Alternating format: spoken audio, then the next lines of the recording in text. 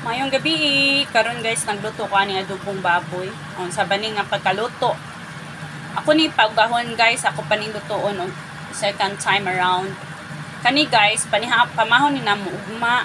Kuma naman kog panihapon. Ako raman isa diri guys kay nagbakasyon man ang ako mga amo.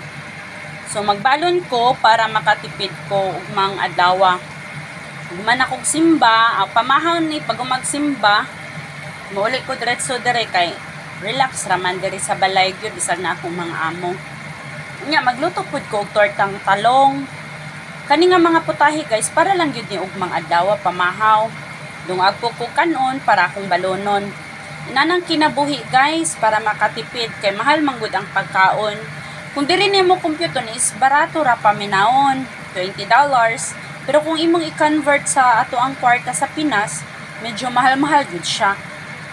So, diskarte na lang taani para makatipid. Ako aning pauga-ugahon gamay. Tapos, ug mga adlaw, inito lang ni nako. Diba? Ana lang, nalanghid naman po ko ani guys, na magbalon ko ugma. Okay? Kato lang guys, happy Saturday. Instead, relax na, magluto sa ako para ready na para ugma. Okay, bye-bye!